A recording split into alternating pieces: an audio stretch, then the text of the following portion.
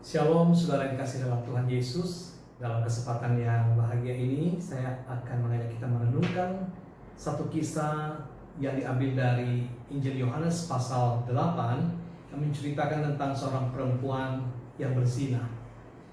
Tema kita adalah tentang anugerah kasih karunia. Saya akan bacakan ayat yang ke-7. Nanti kita akan lihat beberapa ayat yang lain. Dikatakan dalam Injil Yohanes pasal 8 ayat 7. Dan ketika mereka terus-menerus bertanya kepadanya, yaitu Yesus, ia pun bangkit berdiri lalu berkata kepada mereka, barang siapa di antara kamu yang tidak berdosa, hendaklah ia yang pertama melemparkan batu kepada perempuan itu. Saudara kasih dalam Tuhan Yesus, kutipan ayat tersebut adalah bagian dari kisah ketika Yesus diperhadapkan dengan seorang wanita yang dikatakan ketangkap basah berzina. Lalu kemudian perempuan itu dibawa kepada Yesus, tetapi tujuan alasan daripada mengapa perempuan itu dibawa kepada Yesus sebenarnya bukanlah karena mereka ingin menegakkan kebenaran ataupun moralitas. Tetapi kalau kita baca di dalam kisah ini jelas mereka sedang berusaha untuk menjebak Yesus. Kalau apa yang Yesus katakan atau ucapkan didapati ada kesalahan, dan itulah saatnya mereka akan menjatuhkan Yesus. Saudara, siapakah yang dimaksud dengan mereka itu? Jelas kalau kita lihat di dalam Injil Yohanes pasal 8 kita menemukan bahwa mereka itu adalah orang-orang Farisi dan ahli Taurat.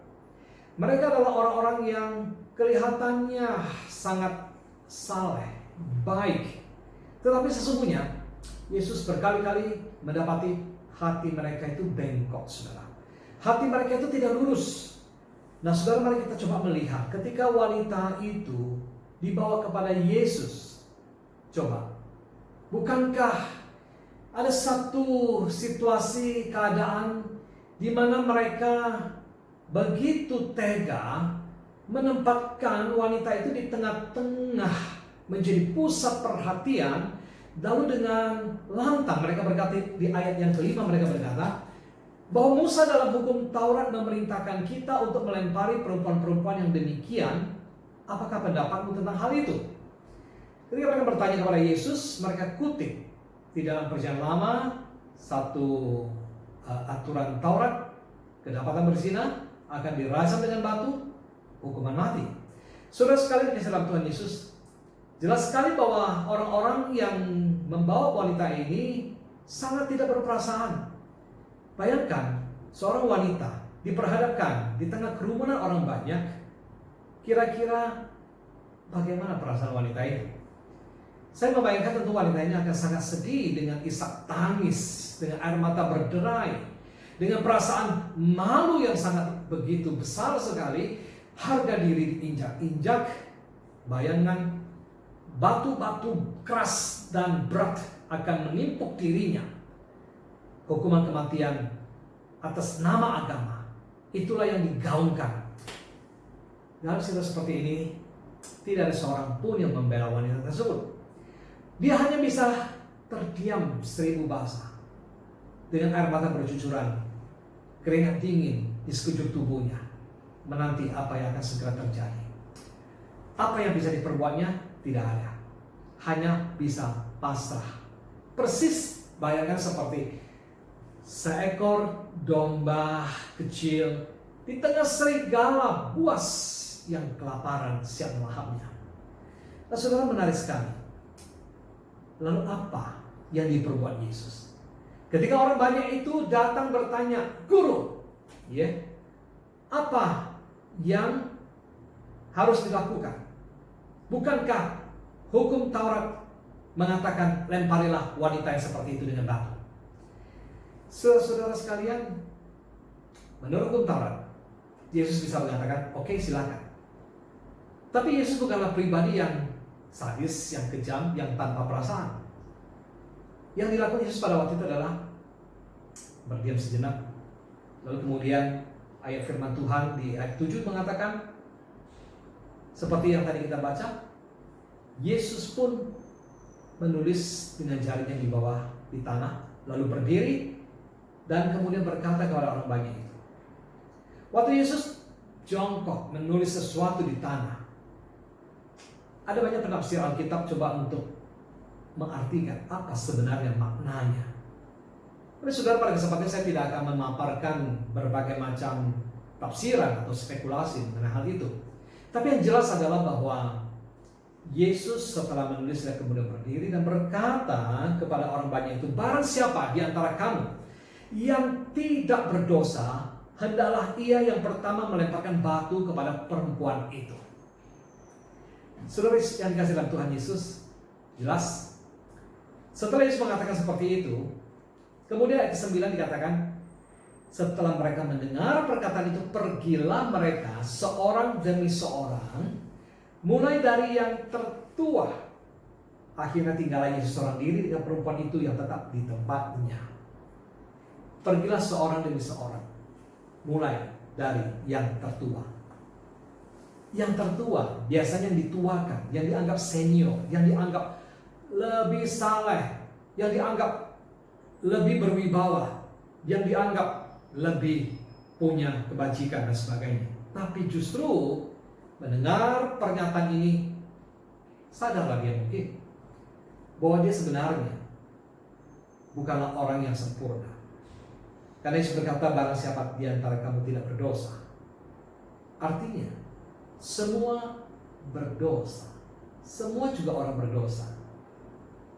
Dan yang tua mulai pergi, meninggalkan tempat itu, lalu diikuti satu persatu oleh yang lain. Tinggallah kemudian Yesus bersama dengan wanita berdosa itu. Saudara, Yesus sebenarnya bisa saja, karena tidak berdosa, mengangkat batu lalu berkata mungkin kepada orang banyak itu, ayo kita lempar. Bisa. Yesus berhak melakukannya. Tapi Yesus tidak melakukan itu, saudara sekalian.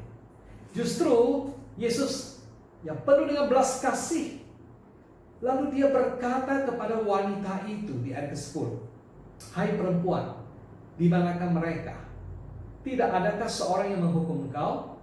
Lalu wanita itu menjawab, tidak ada Tuhan. Kata Yesus, aku pun tidak menghukum engkau. Pergilah dan jangan berbuat dosa lagi mulai dari sekarang. Sudah menarik sekali. Di sini kita sudah melihat ada 3 macam karakter. Yang pertama adalah wanita berdosa yang tak berdaya, siap untuk dihukum.